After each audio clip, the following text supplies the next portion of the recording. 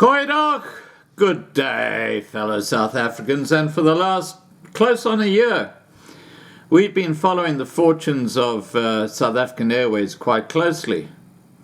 And as I predicted many, many months ago, South African Airways is the canary in the cage, and it's just about to fall over and die. It's so sad.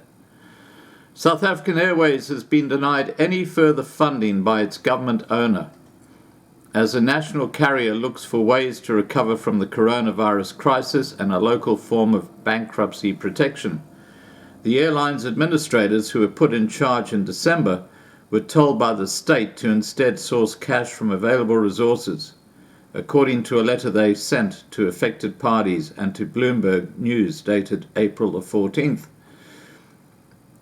In the letter it said, "We are currently assessing the impact of this development on the business rescue process and will communicate any decisions to be made."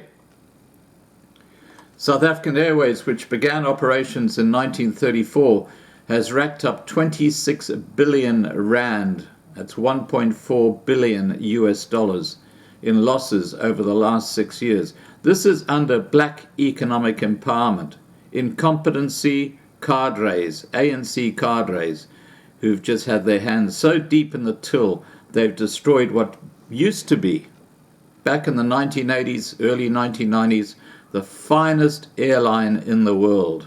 It didn't take them long, did it? Absolutely incredible.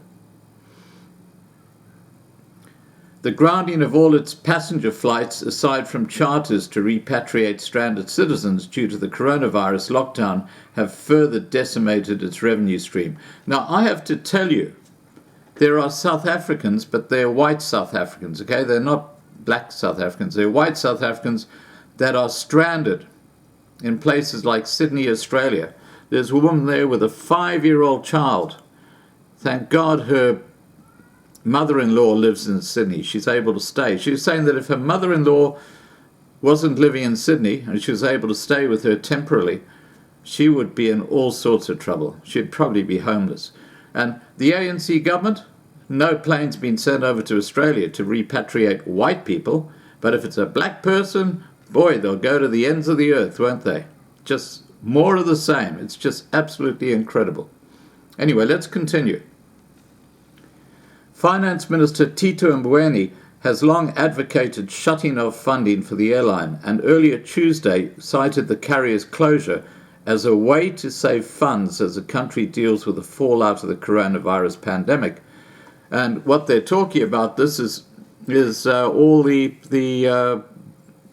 billions of rand that the South African Airways owe to other third parties. They'll just lose them like that if they close it down. Crazy. Peter Attard Montalto, head of capital markets research at Intellidex, said, "All options are now blocked to any form of real continuation of the airline. Basically, the only option now is liquidation." The development is a blow to the ambitions of Public Enterprises Minister Pravin Gordhan, who has been keen to keep the airline running to both preserve jobs and act as a flagship carrier for the country. Well, guess who else wanted that to happen? Yeah, one of the chief gangsters in the gangster state, Ace Magashula. And for that reason, there's probably just one little light in the end of this deep, dark tunnel of absolute disgust over the ANC.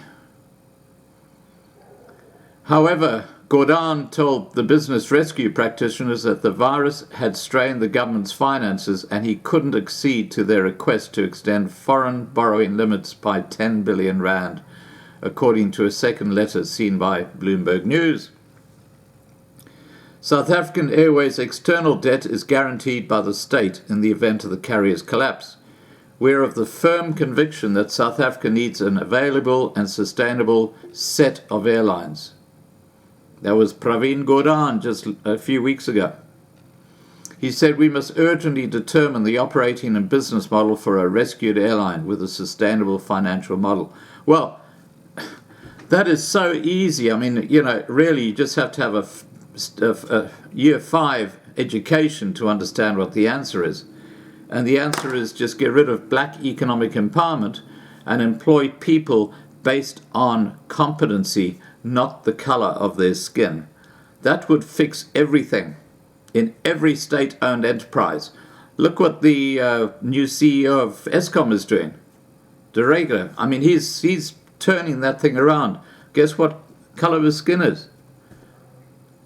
Instead of having the ANC cadres in there just cleaning out, which is what they do, you've actually got a man who's on a mission.